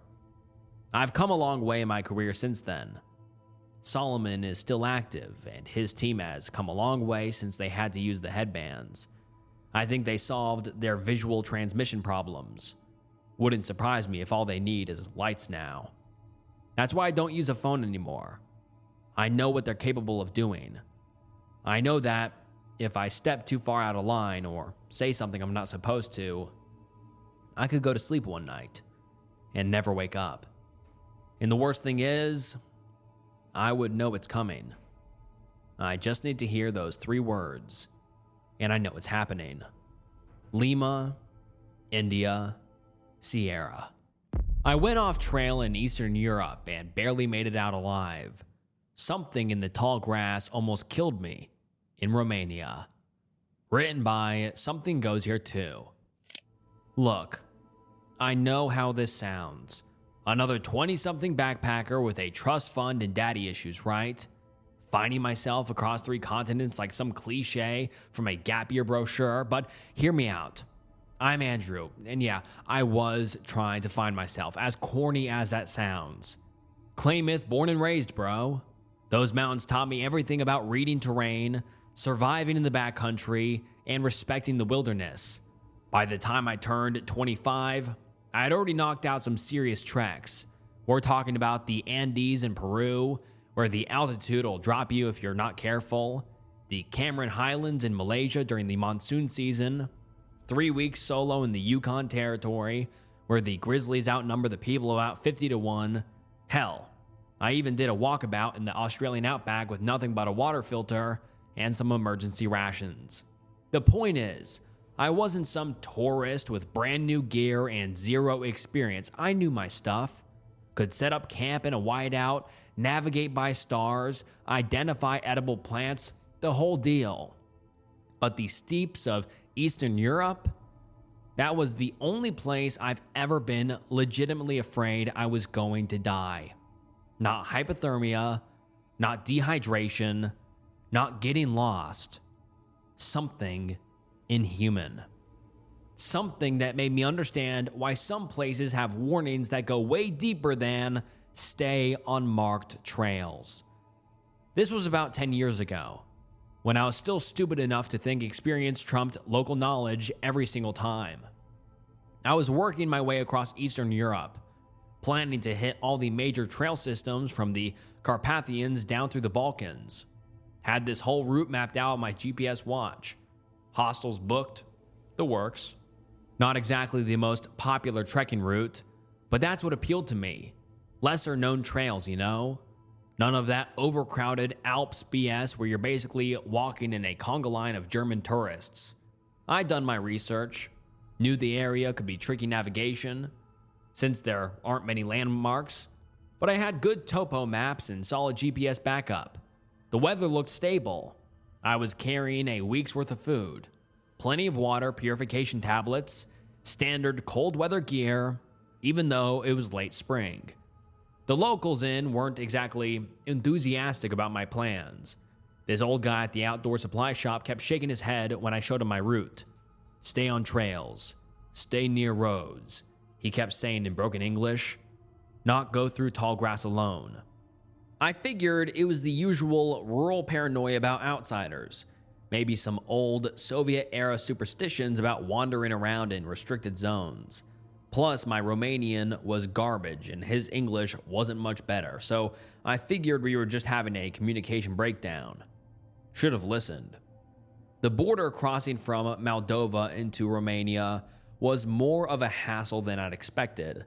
There's no real infrastructure for foot traffic at most of these crossings. They're designed for cars and trucks, not some American with a backpack trying to walk between countries. The Moldovan guards barely glanced at my passport, but the Romanian side was different. The officer looked maybe 25, probably bored out of his mind working this remote crossing. He flipped through my passport, asked me a bunch of questions in broken English about where I was going, how long I planned to stay, and whether I had accommodations booked. When I was explaining I was planning to hike overland down through the Balkans, His expression changed. He called over an older guard, and they had a rapid conversation in Romanian that I couldn't follow. Finally, the older guy looked at me and said, "You have guide?" "No guide. I'm experienced. I have maps, GPS." More Romanian between them. Then the younger officer held out his hand in that universal gesture that means one thing. I slipped him a 20 euro note, and suddenly my paperwork was in order. But as I was shouldering my pack to leave, the older guard grabbed my arm. His English was better than I'd expected. "You stay on marked trails only. Keep near farms. If you find tall grass, stay out. It's dangerous." Oddly mirroring the warning from the supply shop owner. I thanked him and assured him I'd be careful, but I could see in his eyes he didn't think I was taking it seriously enough. He was right. I should have asked him what kind of danger. Should have pressed for details instead of just nodding and walking away like I knew better. Instead, I crossed into Romania thinking I'd just gotten the standard tourist warning about wolves or wild boar. Maybe some concern about unexploded ordnance from old conflicts. I had no idea they were trying to save my life. The first 2 days went exactly as planned. Made good time, terrain was manageable, weather held up, the hostels were warm and friendly, but I was burning through more miles than expected on the established trails, and my GPS was showing this game trail that would cut about 15 miles off my route to the next resupply point. 15 miles is huge when you're carrying a full pack. Game trails are usually pretty reliable. Animals know the easiest paths better than any human trail designer, so I went off trail. The game trail was solid at first, well worn, maybe 2 feet wide, cutting straight through this endless sea of tall grass and scrubland. The steps out here weren't like anything I'd seen before. Not prairie grass like in the Midwest or the scrubland I was used to from California. This stuff grew in thick, irregular clumps. Some patches knee-high, others reaching almost to my chest. Dense enough that you couldn't see more than maybe 20 yards in any direction. My topo maps showed this whole area as intermittent farmland and low-lying scrub. But on the ground, it was just grass, endless and tall, swallowing the horizon. It felt like the map was a lie, and I had wandered into some nature preserve or government land. Maybe a large industrial farm had gone fallow for years. What it felt like most was that I'd walked into the part of the country that wasn't supposed to be there, or walked back in time. The landscape was almost primordial. I'd been following the trail for about an hour when things started feeling off. Hard to explain exactly what I mean by that. You know how in the mountains you can feel weather changes in your bones before the barometer drops? This was similar but different somehow. Like the landscape itself was subtly off kilter. The wind patterns weren't making sense. I'd feel a breeze from the east, then a few steps later, it would shift completely, coming from the south, then die altogether. But the grass wasn't moving with it consistently. Some patches would sway normally. Others would stay perfectly still, even when I could feel the wind on my face. I stopped, did a full 360-degree scan like I'd been trained, listened hard. The usual step sounds were there.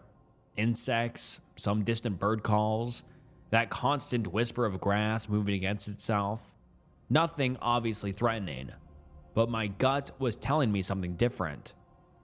That's when I heard the thunder of hooves.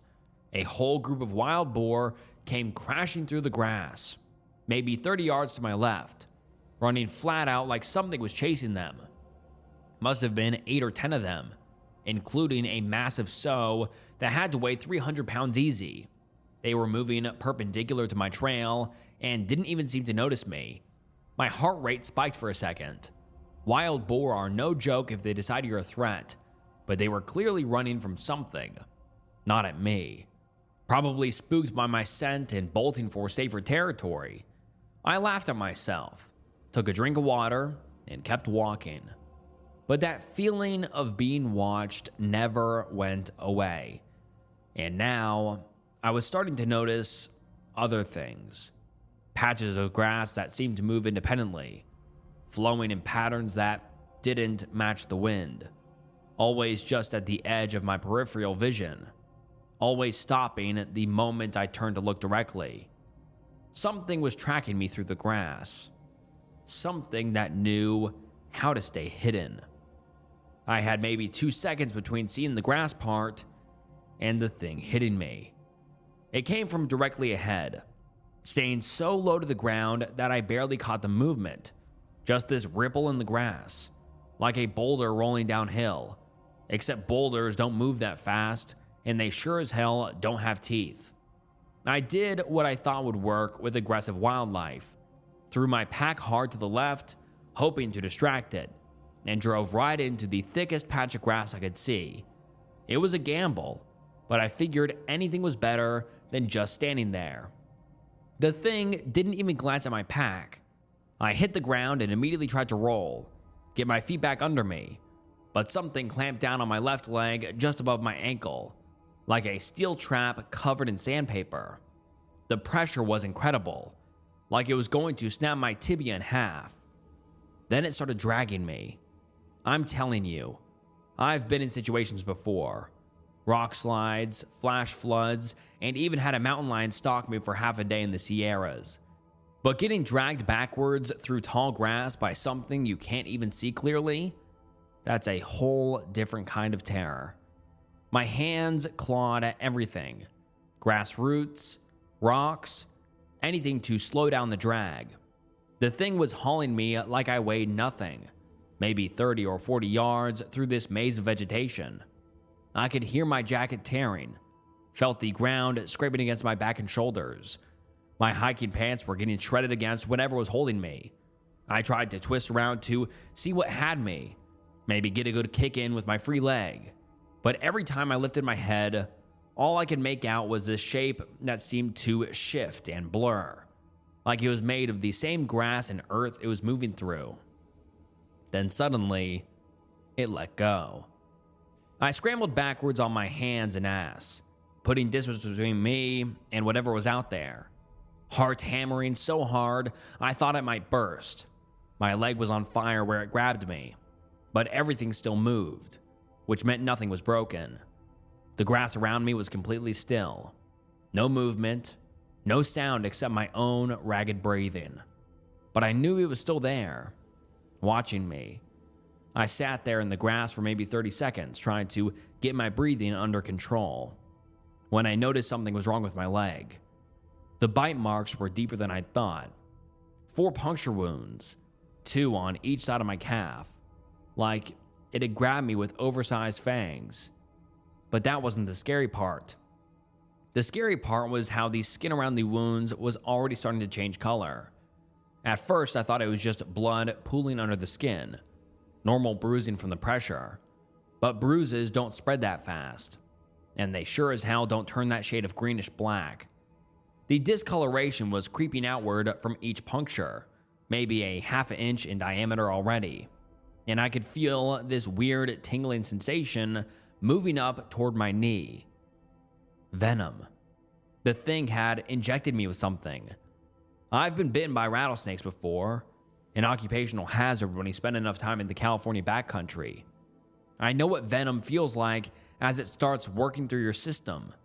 This was different though. Rattlesnake venom burns.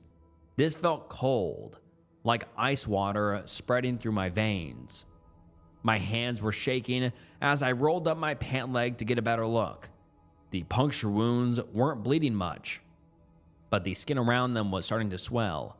When I pressed on the discolored area, I couldn't feel my finger. The numbness was spreading faster than the discoloration. I had to move. Now. Whatever this thing had pumped into me, I couldn't let it reach my core circulation. If it got to my heart or lungs before I found help, I was done. I pulled my belt off, wrapped it around my thigh as tight as I could, and buckled it. The pressure was immediate and brutal, but it would slow the venom spread. maybe buy me a few hours. My pack was still sitting where I'd thrown it, about 20 yards away. I could see the thing hadn't touched it, which meant it was either gone or waiting to see what I'd do next. I couldn't worry about that now. I needed my first aid kit, my GPS, and whatever water I had left. The nearest help was less than a few hours hike if I pushed hard.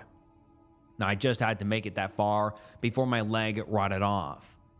I made it maybe half a mile before I had to stop relying on both legs. The hiking pole became a crutch, taking most of my weight while I dragged my left leg behind me. Every step sent jolts of pain up through my hip, but the alternative was worse. The weird thing was how quiet everything had gotten. No more rustling in the grass, no sense of being stalked. At first, I thought that was good news. Maybe the thing had given up, moved on to easier prey. Then I realized what was actually happening. It didn't need to hunt me anymore. The venom would do the work for it. All the thing had to do was follow at a distance and wait for the poison to drop me. Then it could feed at its leisure. The thought made me push harder, even though my leg was starting to look like something out of a medical textbook. The swelling had gotten so bad that I had to cut my pant leg open with my utility knife. The discoloration had spread past my knee, creeping up my thigh in these twisted, vein-like patterns that looked awful. I was following what looked like an animal trail, hoping it would lead to higher ground where I could get my bearings. When the grass opened up into this shallow depression, maybe 15 feet across, carved into the earth like a giant's footprint, that's when I saw them. Eggs. Dozens of them. Clustered in the center of the depression like some kind of reptilian nursery.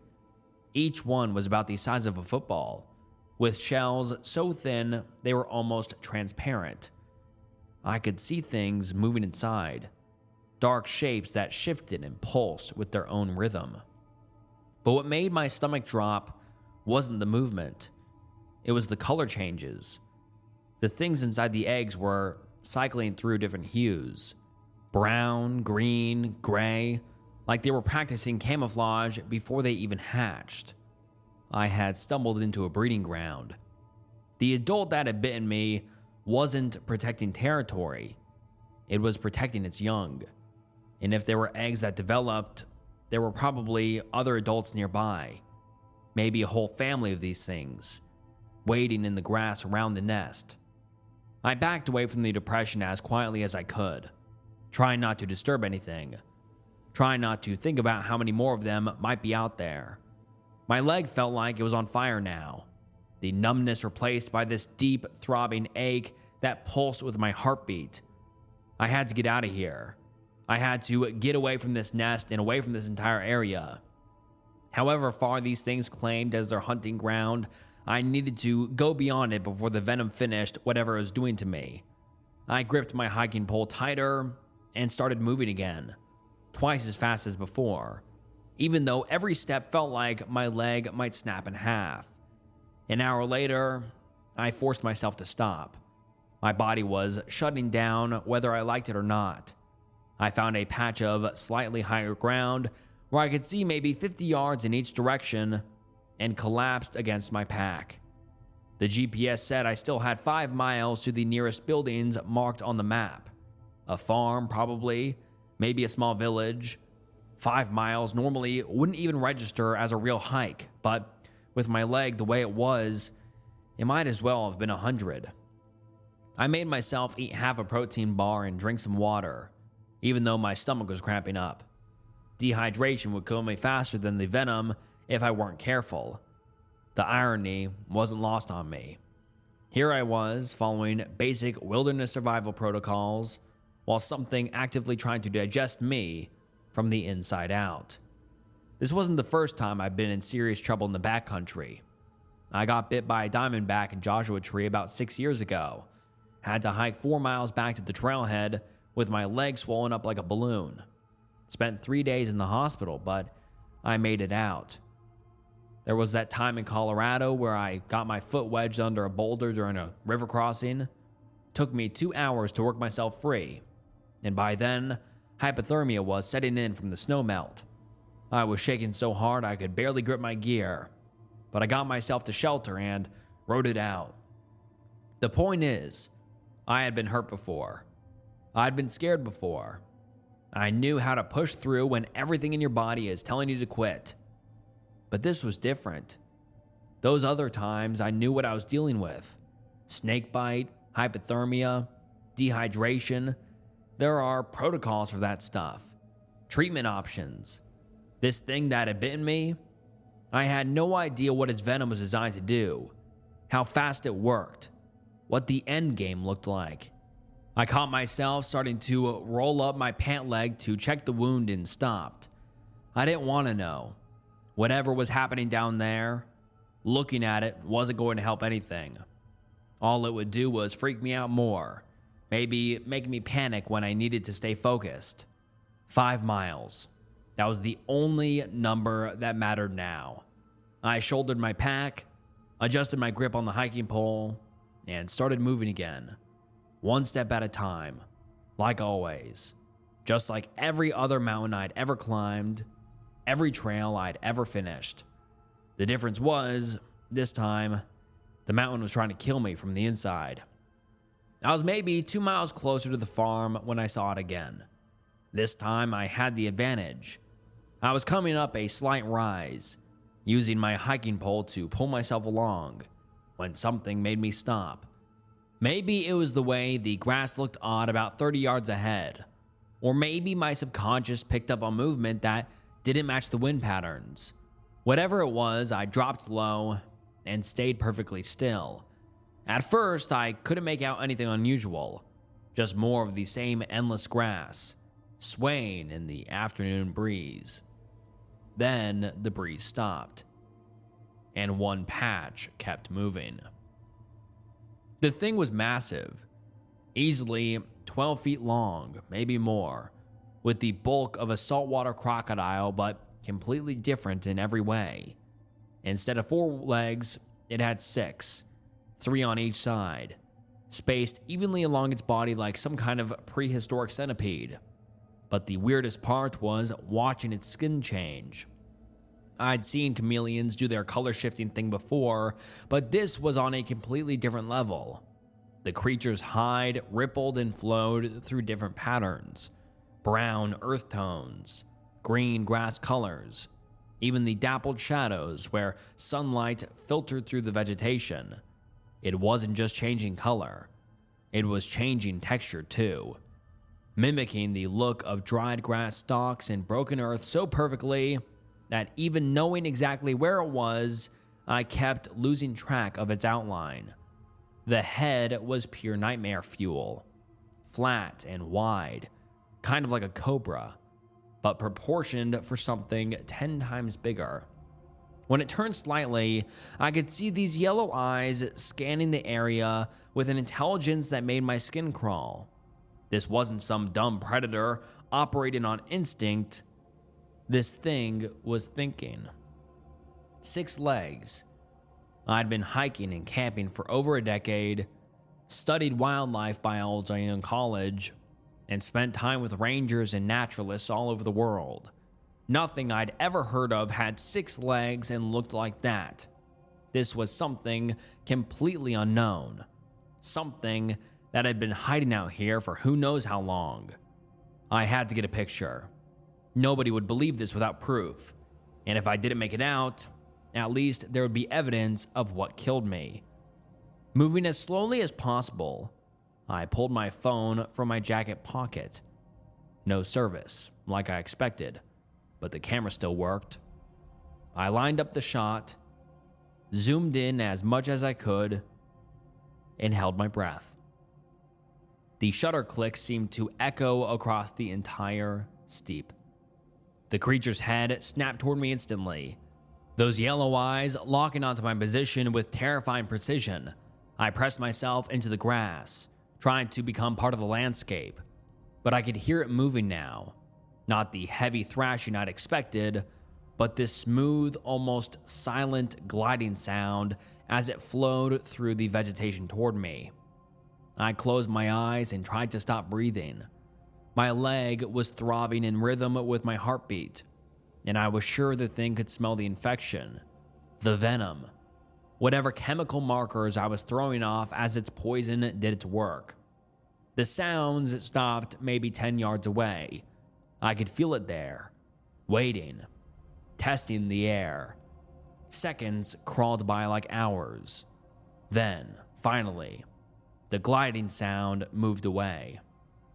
Heading off toward the east, I waited another 5 minutes before I dared to lift my head. It was gone, but I knew it might circle back. These things were smart, patient. I had to move fast. I checked the photo on my phone.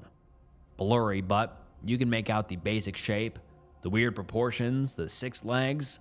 If I made it to that farm, this would change everything. Cryptozoologists would lose their minds. But first, I had to survive the next 2 miles with a leg that felt like it was dissolving from the inside out.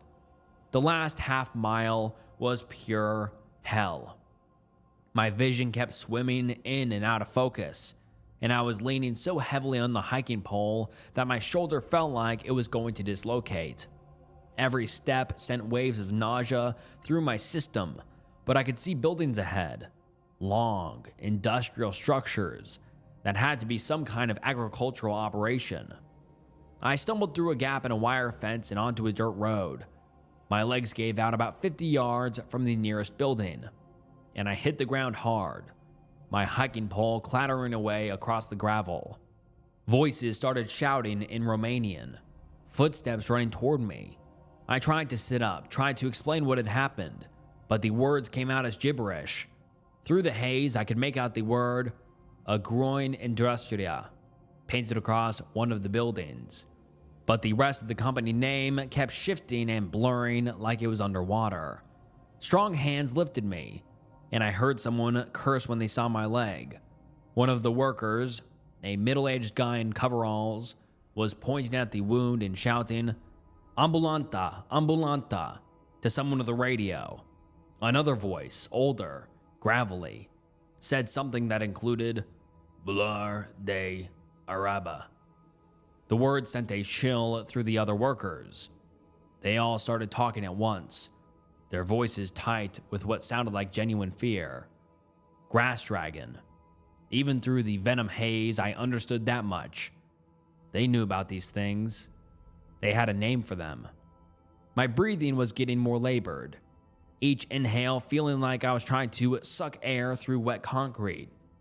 The world was tilting sideways, and I couldn't tell if I was lying down or standing up anymore. I rolled over, and my mind felt like it short-circuited. The steeps I had walked through were gone, just vanished. Where before there was an endless sea of grass, now it was what looked like miles of farmland. Surely this must have been just an effect of the venom. I felt my consciousness slipping away. The last thing I remember clearly was the interior of an ambulance, the rhythmic bump of tires on asphalt, and a paramedic working over my leg while speaking rapid-fire Romanian into a radio. The siren seemed to be coming from very far away, like I was underwater. Then, everything went black.